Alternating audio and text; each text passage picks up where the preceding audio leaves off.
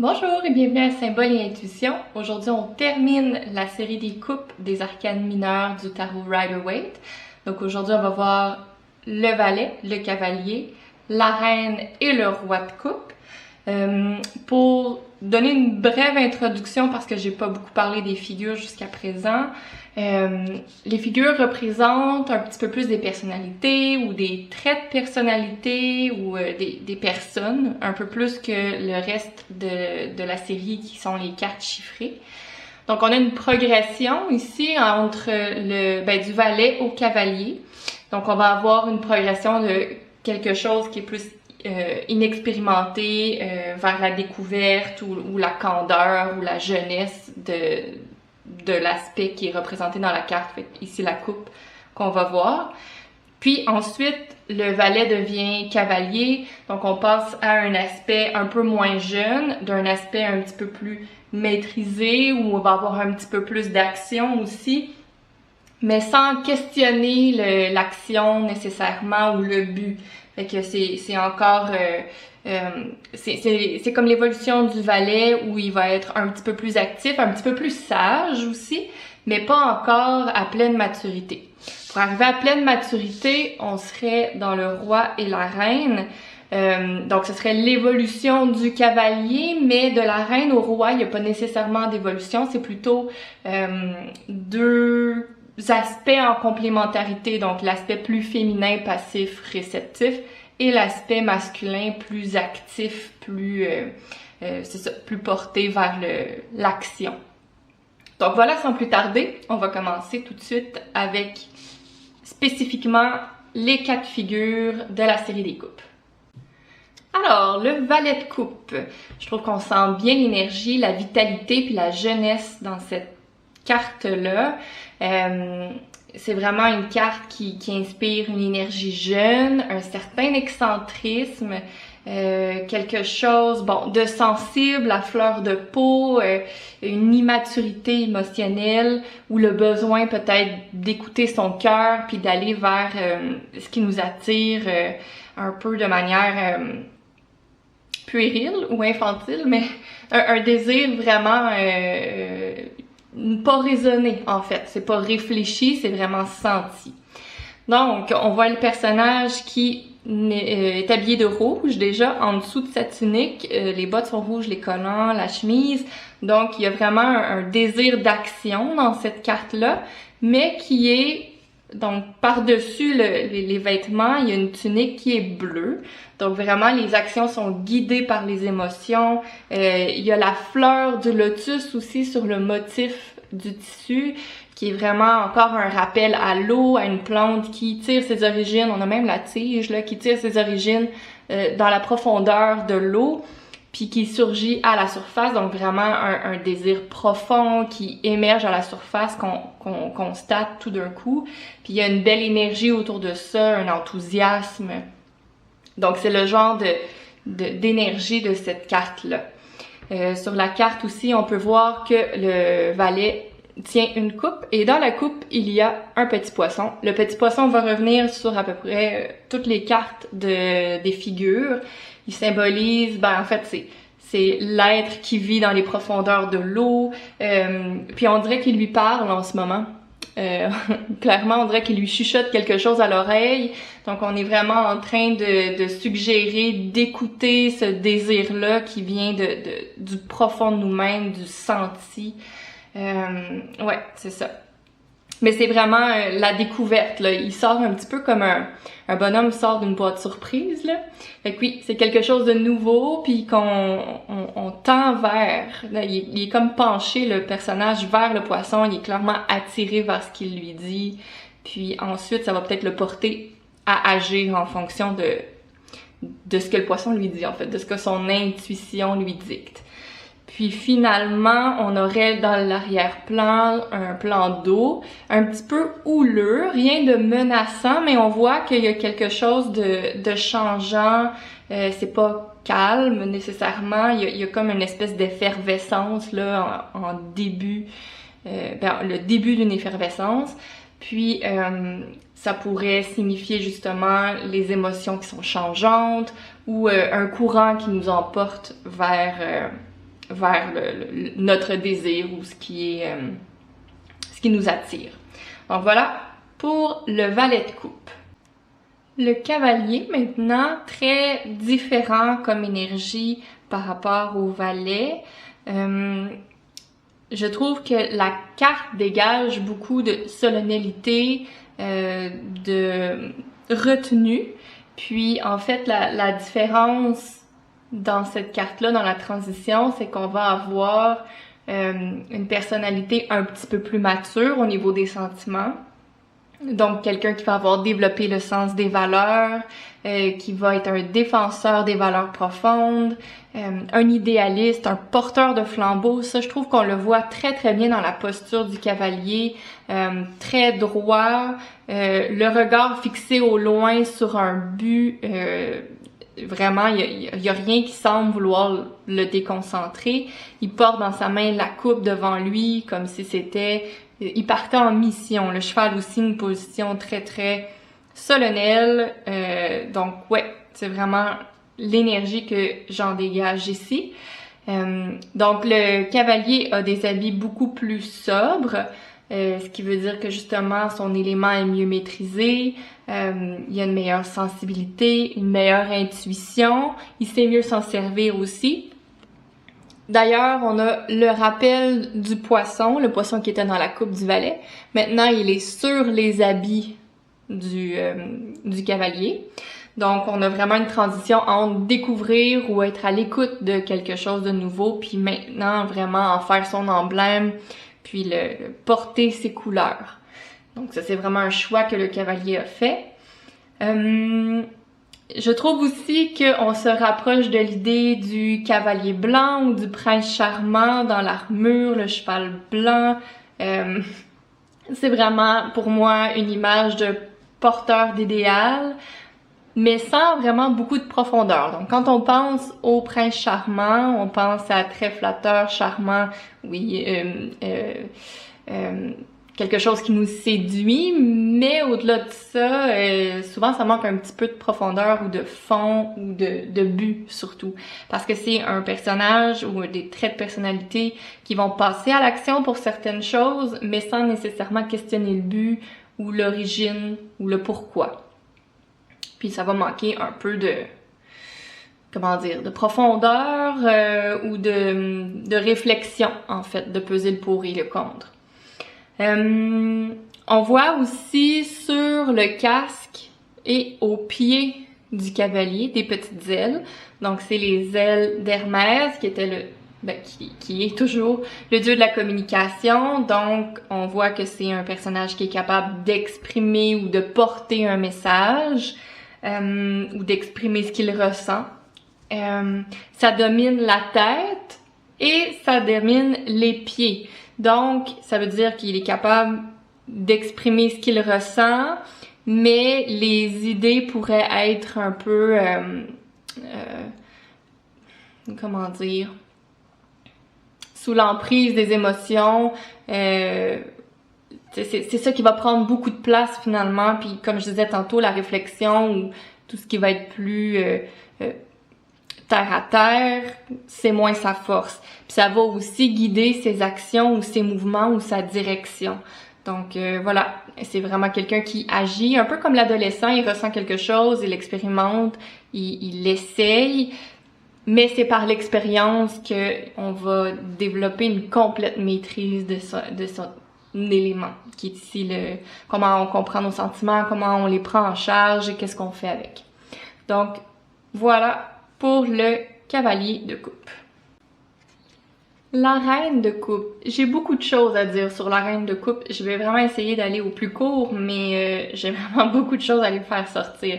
Donc, en bref, c'est une carte qui parle de compréhension des émotions, de s'accepter, de s'aimer, d'introversion, puis aussi d'écoute. Donc, c'est vraiment l'aspect émotif au niveau réceptif. Donc, un peu la version féminine de ce qu'on fait avec des émotions. Donc d'être à l'écoute des autres, de se comprendre soi-même, de réfléchir à ce qu'on ressent, beaucoup dans cette carte-là. Donc déjà, on voit la reine qui est sur un trône, un trône qui est avancé sur la mer, donc elle est sur la terre mais très en avant dans l'eau. Elle ne trône pas sur l'eau, donc elle est encore sur la terre. Elle maîtrise pas ou elle contrôle pas ou ne donne pas d'ordre à ses sentiments, pas dans ce sens-là, mais elle accueille l'eau jusqu'à elle, l'eau qu'on voit qui va s'engouffrer comme dans une baie avec des falaises, là, fait qu'elle le reçoit, mais elle le domine pas. C'est pas un élément qu'elle veut dominer, elle veut seulement être capable d'accepter ce qui vient à elle. Les falaises, justement, c'est un élément très très solide dans l'arrière-plan. Ça résiste au tempérament de l'eau, ça agit comme une barrière, comme quoi l'intuition, ça rend plus fort, mais ça peut être aussi dangereux, dans le sens, on pourrait tomber puis se perdre là-dedans. Donc, pour le maîtriser, il faut apprendre à se connaître. C'est une habileté qui prend du temps, qu'il faut développer certaines précautions, puis ça va nécessiter un certain travail. D'ailleurs, la reine a une coupe très différente des autres figures de sa série. Une coupe qui est vraiment travaillée, elle est fermée, elle a des fioritures dans le fond. Comme quoi ça a pris du temps pour transformer sa coupe en quelque chose de beaucoup plus raffiné que les autres. Puis le fait qu'elle soit fermée, c'est comme un besoin de préserver. La reine regarde sa coupe comme si elle savait ce qui était caché à l'intérieur. Elle n'a pas besoin de le voir, elle le sent, elle le ressent, elle le connaît assez bien. Elle peut assez bien utiliser son intuition pour être capable de deviner ce qui est contenu dans la coupe. Puis elle a confiance justement en ces habiletés-là, ce qui la rend justement au niveau de maîtrise de son élément. Pour les autres symboles, ben sur le trône, dans le haut, on voit pas très bien parce que c'est sombre, mais ça finit en forme de coquille Saint-Jacques. La coquille Saint-Jacques, c'est un symbole, en fait, ben, le coquillage en tant que tel est un symbole assez féminin. Ça rappelle la Vénus, le tableau de la Vénus. C'est un symbole de rareté, de trésor caché. On va comprendre tout de suite l'allusion à la féminité. C'est aussi un symbole de fécondation hermaphrodite. Donc, comme quoi, on est comme en circuit fermé. Dans le sens où le travail sur soi, ça nécessite rien d'autre que soi-même. Puis, on n'a pas besoin de l'extérieur. Donc, encore là, l'image du coquillage qui reste fermé, puis dans son cœur va pouvoir peut-être former un trésor comme une perle. C'est ça qu'on voit ici. On a aussi un rappel du poisson sur la coudoir qui est comme gravé à même le trône. Donc l'intuition ici, elle est vraiment intégrée. C'est pas sur le personnage comme vouloir montrer son identité ou ses valeurs, mais c'est vraiment dans le trône, là, ça fait partie de nous. Voilà, donc on est passé à un autre niveau. Les sirènes, bon, ma carte est pas très très claire là-dessus. Là, dans d'autres versions, si vous cherchez sur internet, vous allez le voir un peu mieux. Mais les deux personnages en haut sont humains, mais le bas c'est supposé, en tout cas, ici on le voit pas bien, mais ce serait des queues de poisson. Donc ce serait des sirènes qui sont des créatures de l'eau, des créatures à deux visages aussi, parce que c'est des êtres de séduction. Mais qui souvent entraîne le désastre ou la perte de ceux qui s'approchent de trop près. Sinon, d'un point de vue plus alchimique, si vous voulez, ça représente la sirène, l'union entre le soufre et le mercure, donc la réunion des principes actifs ou masculins et passifs ou féminins. Puis, tout ça ensemble, on arrive, une fois les deux rassemblés, à une neutralisation, donc au sel, donc à l'harmonie. Puis j'aime bien le rappel là-dedans de justement cette dualité entre séduction et mort, conscient et inconscient, désir, crainte. Donc que la reine doit toujours peser un peu le pour et le contre dans sa balance pour bien comprendre la situation. On peut pas laisser une émotion de côté puis prétendre bien se connaître. Il faut vraiment être capable d'analyser toute la situation au complet. Ouais, après ça, qu'est-ce que je pourrais dire? Ben la cape qui rappelle un peu les ondulations de l'eau. C'est ça, l'eau qui coule assez tranquillement sur la carte parce que il n'y a pas de turbulence. Quand on accueille ce qui vient, on n'a pas d'anxiété nécessairement, on prend ce qui vient. Donc peu importe si c'est positif, négatif. En fait, on voit pas vraiment l'aspect positif ou négatif. Tout a son lot de positif et de négatif, donc il n'y a pas de remous. On est prêt à tout. Puis on peut laisser libre cours à la vie assez facilement, là. Sinon, voilà, ben je pense que ça fait le tour. Comme je vous disais, il y a beaucoup de choses dans cette carte-là, mais somme toute, on se comprend bien, compréhension des émotions. C'est un peu la vision maternelle ou féminine de la façon de réfléchir, de penser aussi aux émotions, puis de les interpréter. Pour la reine de coupe. Et finalement, la dernière carte, le roi de coupe. Tout de suite, c'est le principe actif un peu plus, donc c'est le complément de la reine qui était plus en mode réceptif. Donc le roi, ce qui l'amène, c'est une maîtrise des sentiments, mais dans l'action, pas non, on n'est plus dans l'interprétation, puis se comprendre, puis je vais tasser ça un peu, j'arrête pas de m'accrocher dedans. On n'est plus dans se comprendre puis interpréter ce qui se passe, on est vraiment dans maîtriser ce qu'on ressent pour être capable d'agir en accord avec nos sentiments. Ça veut pas dire de les inhiber ou de les refouler. Ça veut simplement dire qu'on les connaît assez bien pour être capable de les utiliser à bon escient.